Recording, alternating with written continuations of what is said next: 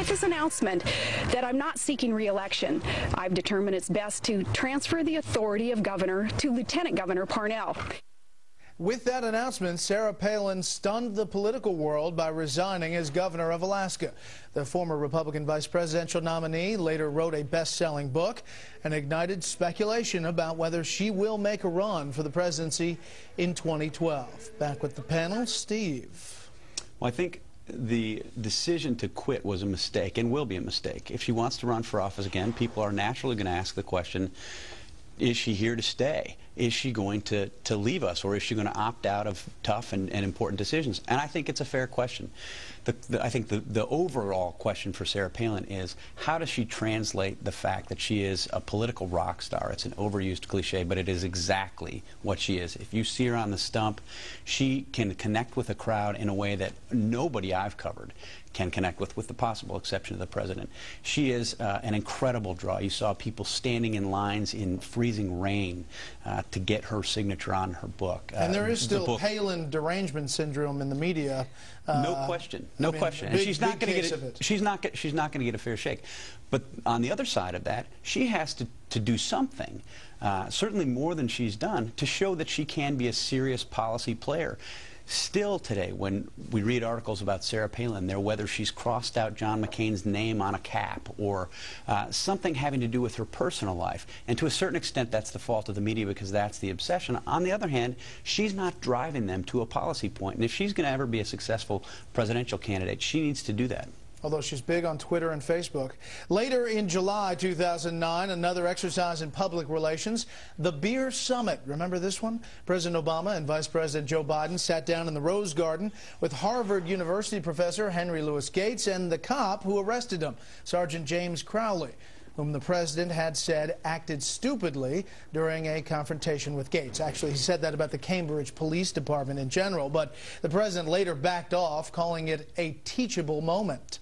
Charles, what about the Beer Summit? Well, it was a classic example of the Obama style. Here he starts out by making a mistake. He accuses the cops of acting stupidly.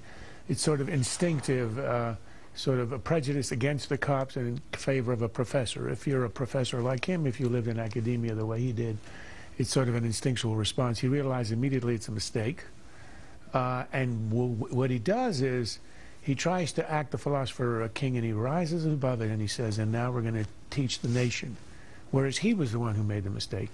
It's the same way with the Philadelphia race speech. It was discovered, of course, in the campaign that he had a gaffe of 20 years by being in the church of a raving racist, Jeremiah Wright. And then he gives a speech which essentially scolds everyone, including his own grandmother, of latent racism, except himself. And he rises above it. He says a teachable moment, and he gives a speech that had liberals feeling thrills up their leg and comparing it to Lincoln at Cooper Union. It's a clever pose, but I think it wears a thin. He makes mistakes like others. They're usual, instinctive, liberal mistakes, and then he pretends that he's going to now teach us about this. I found it slightly annoying, and I wonder if the rest of the nation over time won't also. Slightly annoying. Okay, now to a serious... I'm being restrained. I know. It's a new year. I'm usually highly annoyed. Oh, there you go. Serious topic now. The patriarch of the first family of Democratic politics as they were known, Massachusetts Senator Ted Kennedy, died August 25th after a battle with brain cancer. The so-called Lion of the Senate was a champion of liberal causes for most of his 5 decades. He was 77 years old. A.B., a lot of focus when this happened. Health care, obviously his big push. Senator Kennedy passed away at the end of August at the most painful time for Democrats last year. They had not passed health care reform by August as the president had hoped and the leadership had hoped. They had not been able to do that while Senator Kennedy was alive. They went into the August recess with to face this incredible anger of this grassroots energy of these town hall meetings.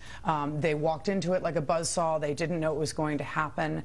And then Senator Kennedy's passing was sad at so many levels, not only because they felt they might not be able as a party to pass health care, but Senator Kennedy's passing really closes out a chapter in American history that we won't see again. again a chapter, a time when the two parties did work together, at least on the Senate side. Senator Kennedy worked with Senator McCain closely on health care, on immigration reform, of course, with President George Bush on education and many other policy areas. He reached out and stretched out, and he was able also to bring recalcitrant Democrats on board to say, this is worth a meeting. This is worth just you listening to this. And that era, is, as we've seen through the fall and as health care made it through the chamber, is over with. When we come back, the president picks up an iconic award.